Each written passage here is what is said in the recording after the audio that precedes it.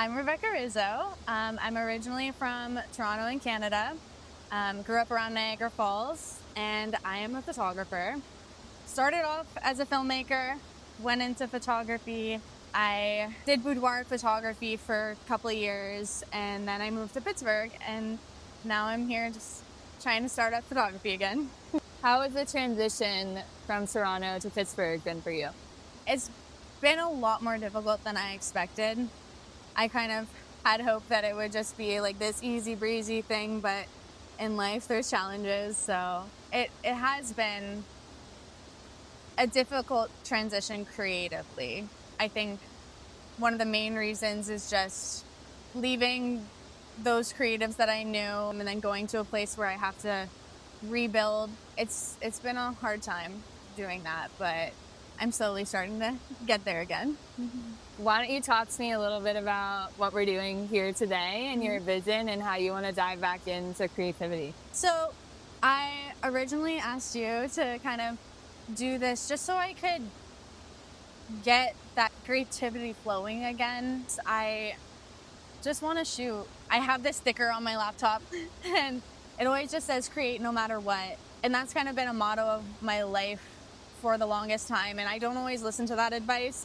I get in my head about it, but I think that's the one thing I have to tell myself over and over and over again is just like, create no matter what. Let go of the business, the doubts, the everything, and just like create. It doesn't even matter if it goes anywhere, just do it, you know?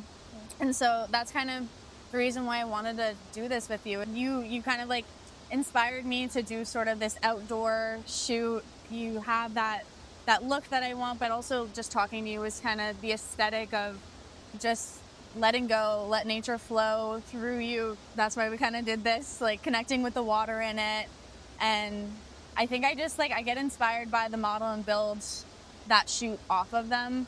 Is like off of just talking to them and seeing what we could create together. And so it's honestly just to connect with another creative. All in all, that was the long version of saying that. Why don't you tell me a little bit about your photography and your approach and what you want to move into in this new space? My photography has kind of been a little all over the place. It's been an internal battle in that way of just, you know, wanting to do something and then being like, no, I want to do this instead. No, but I should stick with this. You know, I think that's just finding your voice. For me, I think I'm restarting to find my voice. I thought I did, and then I was like, you know what, let's change what I want to be said and seen in my photography. I think it was also been a transition going from working full-time at a boudoir studio where I'm doing sort of similar things every day, but it's not necessarily my specific style, to, okay, now I'm free to do only shoots of my own. What is that style going to be? And, you know, being inspired by that, because, you know, the boudoir showing off people and like helping them love themselves again was a huge inspiration. And I think I want that for all of my models, no matter where they are and who they are. If they're like professional or just an everyday person, I want that to just be seen in front of that camera. But style-wise, I think I'm trying to transition more to editorial lifestyle because of the fact that it's one of those things that can give you full creative control if you're the one directing it. You know, you can come up with an idea of a horse on a beach with a plate of spaghetti and just make it work depending on like what your style is. And so you can have that creative freedom to just do whatever you want and come up with like the wacky ideas. So I want to be able to do that, but also promote whatever, you know, person I'd be working with or brand or whatever.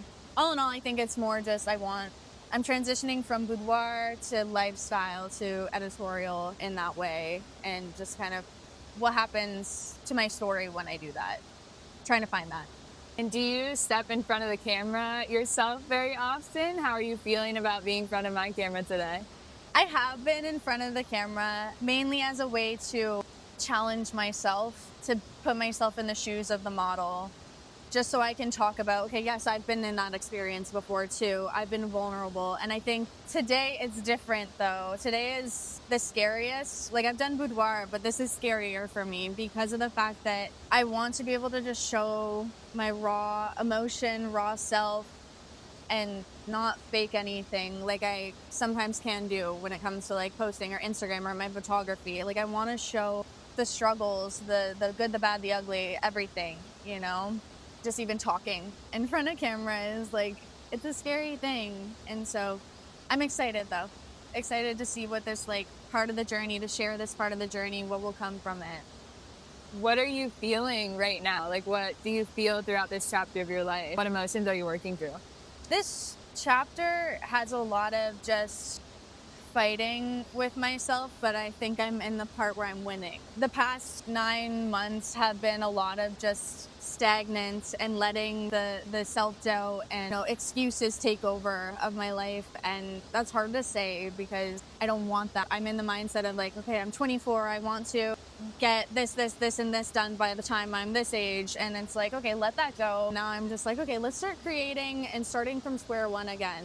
You have to restart a lot of times, restart with the connections, and because I've moved and all of these things, I'm starting to be like, you know what, no, I got this, instead of no, I don't know anybody, making all these excuses. I'm in the phase where I'm holding myself accountable, but also making sure I don't go back to that spot. And it's a little bit of fear of, okay, am I going to go back to that self-doubt, hatred, or am I going to put these steps in place so that I don't?